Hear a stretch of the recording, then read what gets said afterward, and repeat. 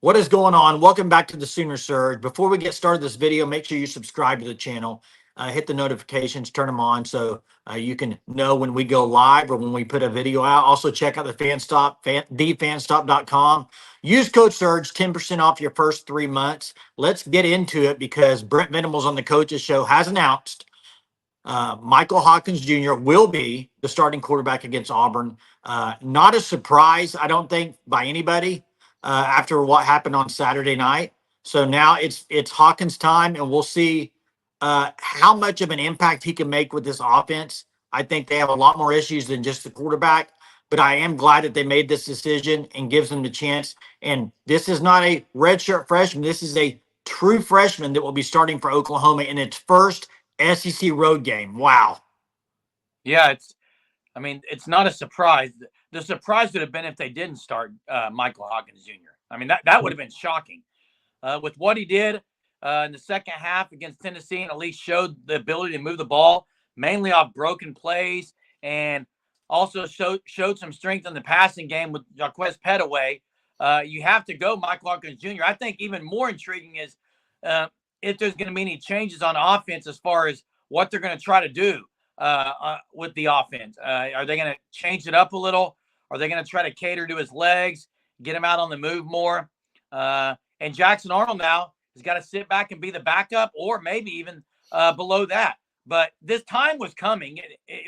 Again, if anyone thought Jackson Arnold was going to start this week, I think obviously you didn't see what happened against Tennessee. Jackson Arnold, after the fumble on the 3-yard line, mentally was gone. He was not there. Michael Hawkins comes in. Hadn't been there all year. Takes advantage of his opportunity and is now the starting quarterback. Yeah. Jeremy, you said it. This was a move that needed to happen. A move that, I mean, if it didn't happen, it's like, what are we doing? And this is a move that shows that Brent Venables, he didn't say on the Coaches Show, well, we're going to have a QB competition. Oh, well, it's still up in the air. We'll see how practice goes this week. Brent Venables, he knew the move that needed to be happen, and he just pulled the trigger instantly, which shows the confidence that he has in Michael Hawkins Jr. And clearly versus Tennessee, Michael Hawkins Jr. and the limited opportunities he did have, he looked like the better QB, and I don't think it was close. And I'm sure you guys would agree. His ability to make the check down, to get out of the pocket when it was needed, to take what was there, and to really deliver some nice throws across the middle of the field, something that Arnold has not done effectively while he was the starting QB. And also something that I do look for is going into this road environment into Auburn, do we see things maybe simplified in a sense for Mike Hawkins Jr. to get him confidence early, to maybe make things easier on him? With it being his first start, you expect it to be a really good crowd at Auburn. This is a game in which maybe Auburn, they're seeing how badly Oklahoma has been struggling, where they feel like they might have a chance to win. So do they simplify things for Michael Hawkins Jr.? Does Michael Hawkins Jr. play with that swagger we saw him have against Tennessee and the opportunities that he got? And is Michael Hawkins Jr. the answer? Well, we all hope so. Hey, Hawkins is a confident quarterback. When he came to Oklahoma, I believe him or somebody in his camp said he's not going to Oklahoma to sit. He's challenging for the starting job. He's a very confident dude. You could see it when he came in the game. He's got high confidence.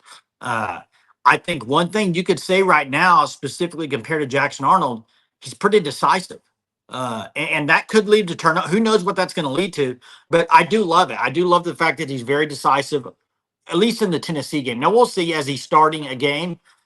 Jackson, they're not going to. I don't think. Why would you simplify the offense? He's been running the same offense as Jackson Arnold. Because they simplified it with Arnold. I think you just run your stuff. I mean, I think he's plenty capable of going in there. I don't see anything that tells me, okay, he's not ready. Here's the question, though. Here's the question. It's a tough place to play. It's on the road. No matter who you are as a true freshman, I think Sooner fans, you got to get. There's going to be some mistakes. He's a true freshman, okay? You can't. You just got to go with it at this point. Right now, he's your best option, and he's a very, very, very capable and good quarterback to lead Oklahoma. And he's going to have a lot of experience. I mean, if this keeps up, and in 2 to 3 weeks, he will be the first ever true freshman to start the Red River rivalry. So he's in kind of elite status here as being a true freshman starting in some of these games. So we'll see. I'm excited about it. The fact of the matter is the offense needed to change no matter what. And any type of kind of energy you can put it into that is going to help this offense. I think he brings a lot of energy. He brings some stuff with his legs. And I know Arnold was mobile as well. Just from the other day, I saw some stuff from him about pocket presence that I really liked.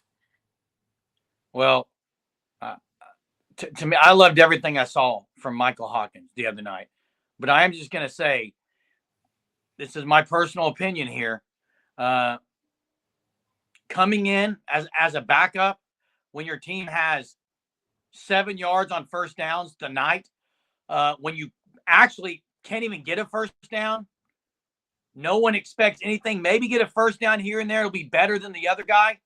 And starting a game, two different things. And I think coming in as the backup, being the savior is different than having the pressure of being the guy. So we'll find out Saturday. I like what I saw, but to me, it is different, Jay. It's different. Yeah.